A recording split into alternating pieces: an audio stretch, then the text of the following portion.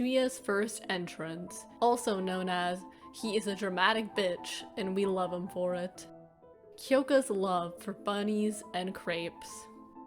Chuya and Dazai's nicknames for each other. The entire arc where Koyo is basically being a toxic helicopter mother. Her heart was in the right place, she just doesn't trust anyone with Kyoka but herself. Kyoka's ability to get anyone to buy her food and coerce anyone to buy her food. She's such a mood, honestly.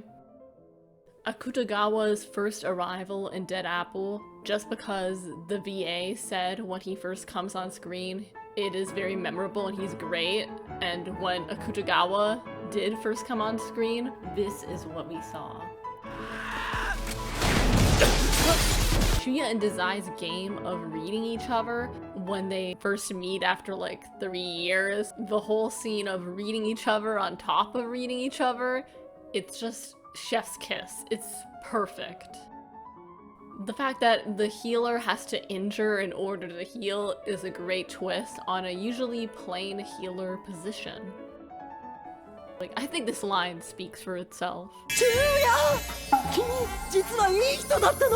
Yoshino being the cool wine aunt of the ADA. Chuya still trusts Dazai, despite his betrayal, which makes me emotional to this day. This Lemon Bomber post on Tumblr, which got a good laugh out of me, and it also kept me up at night at least for a little bit, because it's like, how? My question is how? So Lemon Bomber man, how? Dazai folds Chuya's clothes for him neatly before he leaves him. Rampo and his marble. That's it. That's all I had to say, just Rampo and his marble. Dazai implying Chuya leaving the poor mafia because of him sounds good or pleasant to his ears. That whole line honestly just speaks for itself. The fact that parts of Dazai still lacks empathy, as people in the fandom say, the dark era Dazai is still a part of Dazai that escapes occasionally, which makes him an even more complex character. Koyo is a mother hen figure to both Kyoka and Chuya. Props to that. That is like 1000% an amazing added thing to the show, and I just love the little scene where Koyo was kind of giving tips to Chuya. Kunikita being very gullible, he literally still falls for every single one of Dazai's ploys each time. Any scene with Carl the raccoon, Poe visits the ADA and is awkward at a party, super relatable and also very adorable.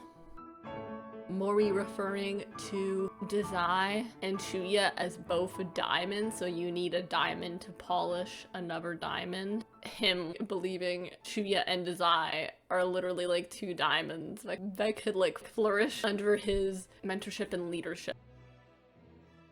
Oda. Just Oda existing. Oda being the best father figure ever to those children. Just Chuya in general. Chuya just deserves to have a spot on this list because he is iconic and I love him and he's my favorite character for a reason. The whole Snow White line from Dead Apple, I just need more women like Yoshino in anime. She's a doctor and she's badass. Love her. Chuya's line about chickening out. Q's outfit being super cute. Rampo basically becoming friends with Poe, despite the fact that Poe was literally just trying to kill them and is technically an enemy. It's just such a Rampo move that I just love it to the extreme. Dazai and Chuya being Dazai and Chuya. You know exactly what I mean. やだよ絶対。なんでこんなやつと一緒にやらなくちゃならないのさ。何を言ってやがんだてめえ。発展速度ガキが。ガキは君も同じだ。だいたい僕よりチビなくせに。When Koyo dresses up as a mail delivery person and takes off her hat. Akutagawa's energy in this scene.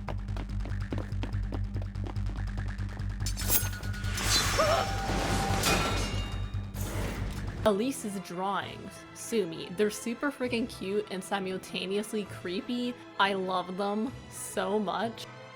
Akutagawa being pleased him and Itsushi's abilities are fighting each other in Dead Apple.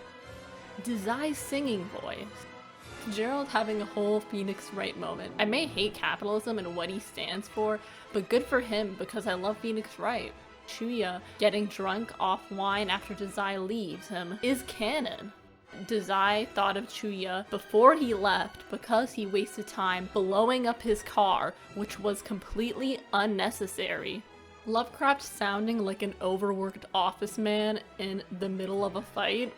Yoshino calling out this misogynistic man in public and being completely badass whilst doing it. Sleeping Kenji after he causes property damage. Kyoka having classic younger sibling energy around Atsushi by forcing him to buy shit for her. This part of the second opening.